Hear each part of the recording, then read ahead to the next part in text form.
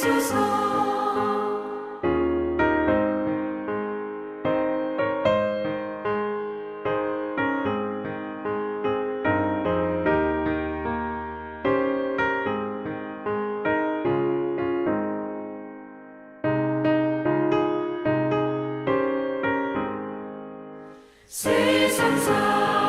살아갈 때에 주를 더욱 사랑합니다. 밝아 빛난 천국에 나의 영혼 들어가겠네. 날마다 주를 찬송하겠네. 주의 사랑 줄로서 나를 굳게 잡아 매소서. 아멘.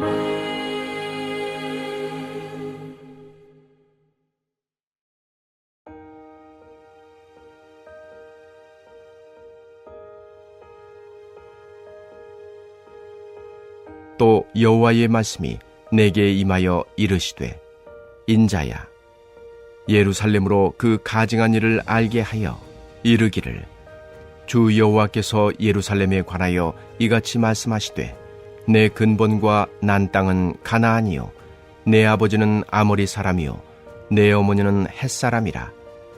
내가 난 것을 말하건대 내가 날 때에 내 배꼽줄을 자르지 아니하였고 너를 물로 씻어 정결하게 하지 아니하였고 내게 소금을 뿌리지 아니하였고 너를 강보로 싸지도 아니하였나니 아무도 너를 돌보아 이 중에 한 가지라도 내게 행하여 너를 불쌍히 여긴 자가 없었으므로 내가 나던 날에 내 몸이 천하게 여겨져 내가 들에 버려졌느니라.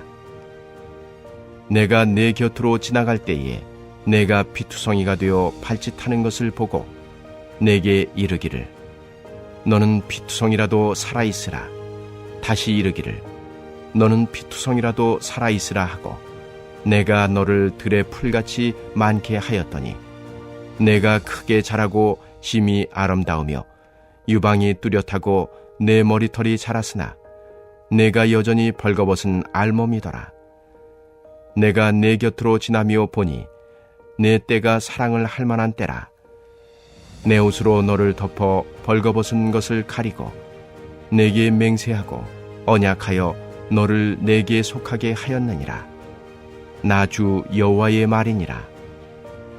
내가 물로 내 피를 씻어 없애고 내게 기름을 바르고 수놓은 옷을 입히고 물돼지 가죽신을 신기고 가는 배로 두르고 모시로 덧입히고 폐물을 채우고 팔고리를 손목에 끼우고 목고리를 목에 걸고 코고리를 코에 달고 귀고리를 귀에 달고 화려한 왕관을 머리에 씌웠나니 이와 같이 내가 금 은으로 장식하고 가는 배와 모시와 수놓은 것을 입으며 또 고운 밀가루와 꿀과 기름을 먹음으로 극히 곱고 형통하여 왕후의 지위에 올랐느니라. 내 화려함으로 말미암아 내 명성이 이방인 중에 퍼졌음은 내가 내게 입힌 영화로 내 화려함이 온전함이라. 나 주 여호와의 말이니라. 할렐루야! 오늘도 우리를 구원하여 주신 주님의 그 큰 사랑을 기억하며 살아가는 귀한 하루가 되기를 소망합니다. 여러분, 개천에서 용난다 라는 속담을 아시지요? 주어진 환경이 매우 열악한 사람이 위대한 업적을 이루거나 매우 높은 지위에 올라 성공하는 일을 이야기합니다. 오늘 우리가 읽은 본문은 개천에서 용이 난 스토리가 나옵니다. 들판에 버려진 피투성이가 왕위에 올라간 아주 감동스러운 이야기지요. 그런데 개천에서 용이 된 것은 자신의 노력으로 된 것인데 반해 오늘 본문에 나오는 이야기는 자신의 노력 없이 그저 하나님의 은혜로 된 것이었습니다. 오늘 에스겔의 말씀을 함께 나누며 자격 없는 우리를 주님의 은혜로 하나님의 자녀 삼아주신 그 큰 사랑을 다시 한번 깨달아 알아가기를 간절히 소망합니다. 먼저 오늘 본문 1절에서 5절까지는 예루살렘을 의인화시켜 어떤 존재였는지를 이야기해 주고 있습니다. 우리 3절 말씀을 함께 보실까요? 내 근본과 난 땅은 가나안이요 내 아버지는 아모리 사람이요 내 어머니는 헷 사람이라. 이스라엘 백성들은 선민의식이 뚜렷했습니다.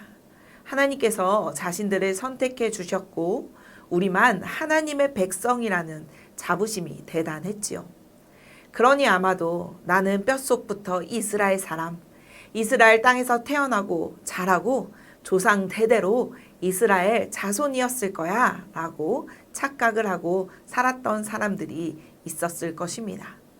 그런데 오늘 하나님께서는 이스라엘 사람들에게 아니, 너네 그렇게 대단한 사람들 아니야 라고 이야기해 주시는 것입니다. 우리나라 현실을 반영하여 한번 이야기해 볼까요? 강남에서 떵떵거리고 나는 뼛속부터 강남 사람이라고 으스대고 살아가고 있는 사람들에게 너네 원래는 저기 촌동네에서 태어나서 여기서 이사 와서 살아가고 있잖아. 너네 부모님들도 원래 강남 사람 아니고 다른 지역에서 살다가 여기로 온 거잖아 라고 현실을 직시하는 이야기를 해주는 것입니다. 거기서 멈추지 않고 출생의 비밀까지도 이야기해 주십니다. 4절 말씀을 보면 태어난 날 아무도 탯줄도 자르지 않았고 물로 씻어 정결케 하지도 아니하였으며 소금도 안 뿌리고 강보로 싸지도 않았다고 말하고 있습니다. 당시 아기가 태어나면 당연히 제공해야 할 돌봄과 규례들이 전혀 지켜지지 않은 상태였던 것이지요. 그것에 그치지 않고 이 아이는 들에 버려진 채 방치되어 있었다고 이야기합니다. 그러니 그 상태가 어떠했겠습니까? 오늘 말씀처럼 피투성이가 되고만 것이지요. 하나님은 태어날 때 그 누구의 돌봄도 받지 못하고 들에 버려져 피투성이가 되었던 이스라엘의 비참한 과거를 묘사하시며 하나님의 은혜가 아니었다면 존재할 수 없었던 이스라엘의 연약함을 강조하고 있습니다. 비단 이스라엘만 그러했겠습니까? 우리의 태생도 마찬가지지 않았을까요? 우리 또한 예수 그리스도의 은혜로 구원받아 거룩한 성도, 하나님의 자녀가 되었습니다. 그런데 우리는 살아가면서 우리의 태생을 잊곤 합니다. 처음부터 구원받은 존재인 양, 내가 하나님을 먼저 선택한 사람처럼 살아가곤 합니다. 그러나 오늘 에세겔의 말씀을 통하여 다시금 우리의 태생이 무엇이었는지 가슴속에 새기며 나아가야 할 것입니다. 우리는 디도서 3장에 나와 있는 것처럼 어리석은 자요, 순종치 않은 자요, 속은 자요, 여러 가지 정욕과 행락의 종로 듯한 자요, 가증스러운 자였다는 것을 기억하시기 바랍니다. 육체의 욕심을 따라 지내며 육체와 마음에 원하는 것을 하여 본질상 진노의 자녀였던 것을 꼭 기억해야 합니다. 우리가 누구인지를 알 때에 우리를 구원해 주신 하나님의 놀라운 은혜와 사랑이 더 큰 파도처럼 밀려오기 때문입니다. 오늘 하나님은 피투성이로 버려진 그 예루살렘을 발견하시고 살아있으라 이야기하시며 새 생명을 불어넣어 주십니다. 6절에서 14절까지의 말씀은 하나님이 예루살렘을 돌보셔서 비천한 태생에서 고결한 신분으로 뒤바뀌는 과정을 이야기해주고 있습니다. 아름다운 옷을 입히시고 가죽신을 신기고 각종 장신구를 채우시고 고운 밀가루와 꿀과 기름을 먹이셨습니다. 하나님은 지극정성으로 먹이시고 입히시고 돌보셨습니다. 하나님께서 이렇게 하신 이유가 무엇일까요? 바로 존귀하게 높여 신부로 삼기 위함이었습니다. 단순한 보호자를 넘어 언약적 사랑의 관계로 예루살렘을 맞이하신 것입니다. 마찬가지로 하나님은 죄와 허물로 죽었던 우리를 예수 그리스도의 보혈로 깨끗하게 하셨으며 성령으로 인치시고 주님의 자녀로 우리를 삼아 주셨습니다. 우리 스스로의 힘으로는 구원받을 수 없는 연약한 존재였지만 하나님의 주권적인 은혜와 예수 그리스도의 대속으로 하나님의 자녀가 되는 놀라운 은혜를 우리가 입었습니다.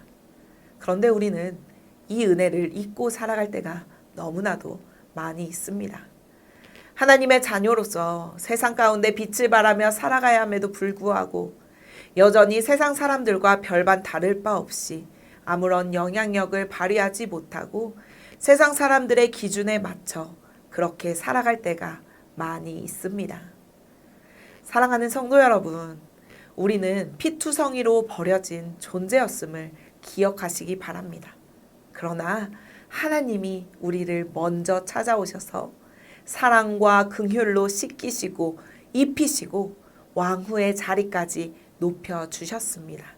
이 모든 것은 하나님의 은혜로 시작되어 하나님의 손길로 완성된 변화입니다. 우리는 그 은혜를 잊지 말고 주님이 부여하신 존귀한 신분에 걸맞게 살아가야 합니다.